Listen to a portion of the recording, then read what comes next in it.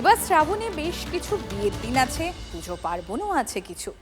আপনি হয়তো কোনোটা নেমন্তন্ন পেয়েছেন, কিন্তু যদি না যেতে পারে, হুগলির চুঁচুড়ার সুখেন ঘোষের মতো কেউ যদি আপনাকে কার্ড দেয় তাহলে মুশকিল। এরকম তো এর আগে কোনোদিন দেখিনি যে অনুষ্ঠানে না গেলে তার জন্য ক্ষতিপূরণ দিতে হয়। কর্তার ভারী শখ বিবাহ বার্ষিকী জমকালো করে করবেন। সেই আহ্লাদে চোখের সামনে যাকে দেখেছেন তাকেই বলেছেন 29শে জুলাই বিবাহ বার্ষিকীতে আসতেই হবে। মনে থাকে জানো? পাড়া শুদ্ধ লোককে নেমন্তন্ন করার পর একই প্রায় কেউই যে এলেন না। চুঁচুড়ার কেউটার সারদাপল্লীর সুখেন ঘোষ এরপর আরও এক কাণ্ড ঘটালেন।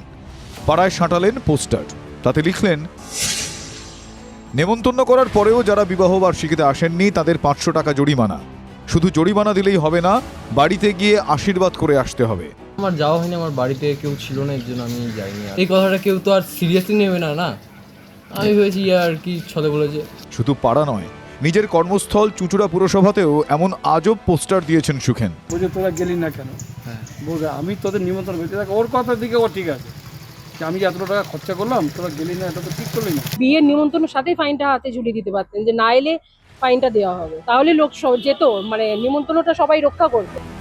400 লোকের কাউকে চিঠি, কাউকে বাড়িতে গিয়ে বলে এসেছিলেন সুখেন। তারপরেও কেন আমন্ত্রিতদের একটা বড় অংশ ঘোষবাড়িতে নেমন্তন্ন রক্ষা করতে গেলেন না?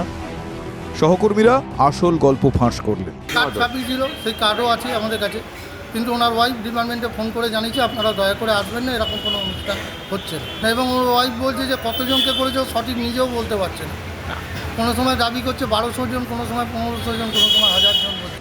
চুঁচুড়ার ঘোষবাবুর কাণ্ড কারখানা দেখে কারো মনে পড়ছে রবীন্দ্রনাথ ঠাকুরের শাস্তি গল্পের কথা, যেখানে জমিদারবাবু সবাইকে খেতে ডাকতেন, কেউ না এলে তাকে জরিমানা দিতে হতো। ভয়ে সবাই সব কাজ ফেলে চলে আসতেন। চুঁচুড়ার ঘোষবাড়িতে যারা পেটের ব্যথা বলে যাননি তারা ভাবছেন এই বুঝি ঘাড় ধরে 500 আদায় হলো।